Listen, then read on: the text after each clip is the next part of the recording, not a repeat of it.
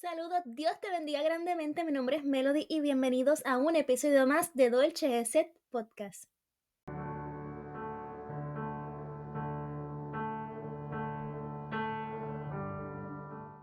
Otra semana más y yo súper contenta de compartir contigo. Qué alegría, qué gozo. Gracias, Señor, por esta oportunidad.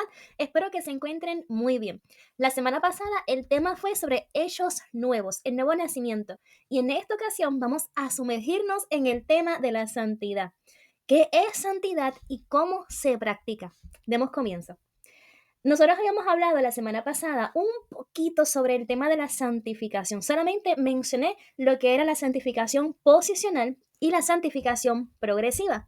La santificación posicional es la que ocurre una vez damos nuestra vida a Cristo y aceptamos, ¿verdad?, el sacrificio de Jesús por fe en la cruz del Calvario, reconocemos que es el Hijo de Dios, nos arrepentimos de nuestros pecados, somos hechos nuevos y entonces comienza este proceso de santificación posicional ocurre inmediato, somos separados para Dios, pero también eso da comienzo a la santificación progresiva.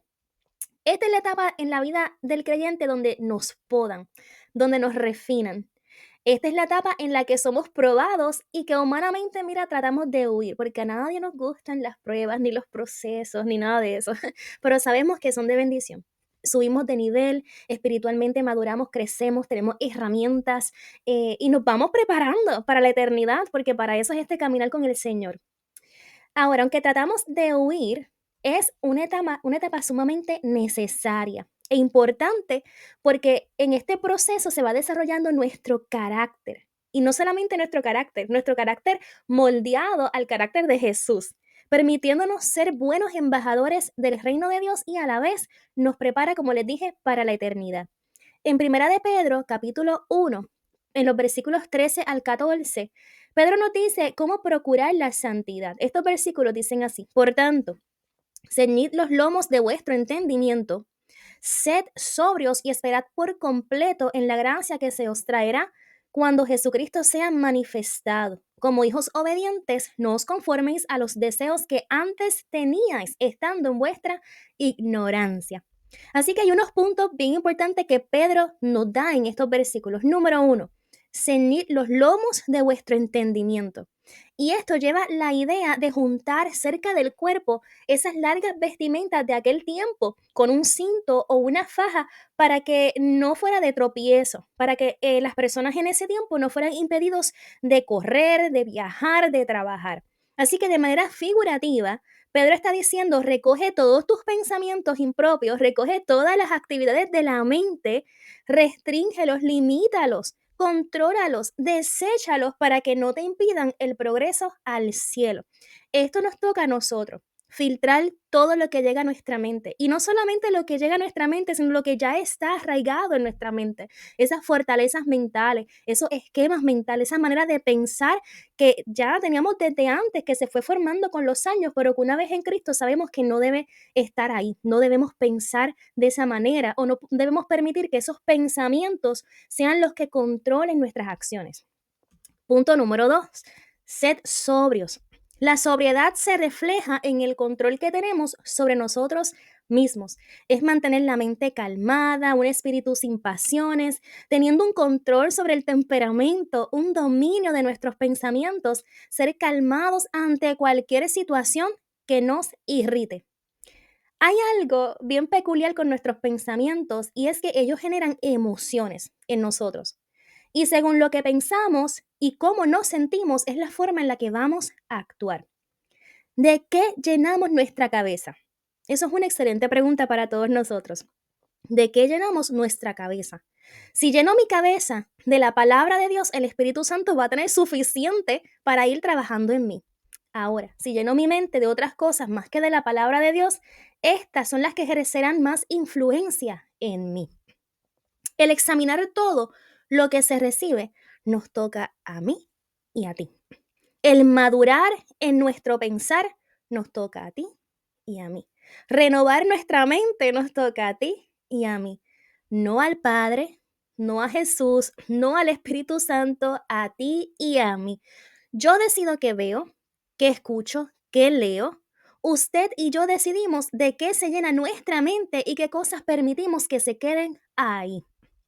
No os conforméis a este siglo, sino transformaos por medio de la renovación de vuestro entendimiento. Romanos 12:2. Así que debemos velar qué pensamientos llegan a nuestra mente y qué ideas y argumentos contrarios a Cristo quieren entrar a ella. Y procurar llenarnos con lo que nos dice Pablo en Filipenses 4:8. Por lo demás, hermanos, todo lo que es verdadero, todo lo honesto, todo lo justo, todo lo puro, todo lo amable, todo lo que es de buen nombre, si hay virtud alguna, si algo es digno de alabanza, en esto pensad. De esas cosas son las que tenemos que llenar nuestra mente. Luego, Pedro nos exhorta, como hijos obedientes, no os conforméis a los deseos que antes teníais estando en vuestra ignorancia. ¿Cuántos aquí saben que los hijos adoptan la naturaleza de sus padres? No solo está la genética que hacen que los hijos se parezcan mucho a uno de sus padres, sino también hasta en el carácter, en su forma de ser. Aunque los niños son únicos, desarrollan un carácter, una personalidad que tiende a tener cosas de uno de sus papás o de los dos. Si Dios es nuestro Padre, nosotros como sus hijos debemos adoptar su naturaleza. No solo en ser amorosos porque Dios es amor, ser misericordioso porque Él es misericordioso, o ser compasivos porque Dios es compasivo, sino también, como mi Padre es santo, yo debo ser santo. No os conforméis a los deseos que antes teníais en vuestra ignorancia. Pedro nos recuerda lo que antes de Cristo éramos. Éramos desobedientes, imitadores del mundo, buscando nuestros deleites y placeres, alimentando las obras de la carne. Y esto a veces pensamos en pecados grandísimos, pero mira, respondiendo con ira, quizás practicando la falta de perdón, siendo idólatras, poniendo otras cosas por encima y primero de Cristo, estando en enemistad con otros. Hay tantas cosas que son obras de la carne y a veces hasta las damos velas por sentado. Y aunque estamos aún en este cuerpo y ciertamente no somos perfectos, ya no estamos condenados ni somos esclavos del pecado porque por la gracia de Dios, Él nos llamó. Y qué maravilloso, ¿verdad? Porque antes de que usted y yo pidiéramos ser rescatados, Dios nos eligió. Dios nos escogió antes de la fundación del mundo. Por lo que ser llamados no es solo un privilegio, es una responsabilidad. Por esto, en la santificación, el creyente debe ser obediente. No cuadra el decir, ay, yo soy un elegido de Dios, pero no hay ni santificación ni obediencia. Tiene que haber ambas como evidencia. En los versículos 15 al 16 de Primera de Pedro, capítulo 1, nos dice, si no, como aquel que os llamó es santo, sed también vosotros santos en toda vuestra manera de vivir, porque escrito está, sed santos porque yo soy santo. ¿Cómo ser santos? ¿Cómo se practica la santidad? Bueno, como ya comenzamos, sabemos que empieza con la posición. Santificación posicional, por medio de la fe en Jesús. Ya somos apartados para Dios. No solo la santidad de Dios se muestra en su perfección y pureza, sino también en su separación del pecado. Y una vez somos hijos de Dios, Dios nos dice, vengan aquí conmigo. Ya están separados para mí, mira, son de mi equipo. Ahora, usualmente pensamos que ser santo es solo apartarse para Dios. Sin embargo, ser santos incluye el separarse del mundo y del pecado. Por lo tanto, esto hay que considerarlo. No solamente soy separado para Dios, sino que debo separarme del mundo y del pecado. Hay cosas que el Espíritu Santo va haciendo en nuestro interior cuando leemos la palabra de Dios y que más que parecernos órdenes exageradas, las comprenderemos como fruto de nuestra salvación. Me refiero, ¿verdad?, a que la santidad no es menos libertad. La santidad nos lleva a experimentar la verdadera libertad y la plenitud de Cristo. Me explico nuevamente. No podemos ver esto de la santidad como exigencia. Hay órdenes que tengo que cumplir porque me lo exigen. Cuando cambiamos el switch y empezamos a ver esto de la santidad como que es el Espíritu Santo obrando en nosotros porque quiere que agrademos a Dios, porque es parte de la obediencia a Dios ser santos y vivir una vida en santidad, nuestra perspectiva cambia. cambia por completo. La santidad no es una exigencia del pastor, no es una obligación de ciertas iglesias. La santidad es el deseo de Dios para su pueblo. Por eso no podemos ver la santidad como una lista de cosas que no debemos hacer o que sí podemos hacer. Porque ciertamente no vivimos bajo la ley, pero por el contrario debemos ver la santidad como mandato del Espíritu Santo, quien mora en nosotros, quien nos lleva a toda verdad que es Cristo. Y como les dije, nos lleva a vivir una vida que agrade a Dios y nos ayuda a imitar a Cristo. Por eso, amado, el cristianismo no es religión, es relación. En todos los aspectos de nuestra vida, si le permitimos al Espíritu Santo dirigirnos, nos ayudará a vivir de manera que agrademos a Dios, nos ayudará a vivir una vida en santidad. La esencia de la santidad es imitar el carácter de Dios. Es luchar contra todo aquello que nos impide vivir a su imagen. Significa reproducir su imagen, la imagen de Dios en mí, la imagen de Cristo en mí. La santidad es amar lo que Dios ama y odiar lo que Él odia. Es estar de acuerdo con Dios y su palabra. Así a mi carne no le agrade. Es obedecer la voz del Espíritu Santo hasta para lo que vas a decir, lo que vas a hacer, cómo vas a vestir, a dónde vas a ir. La santidad busca dar el fruto del Espíritu.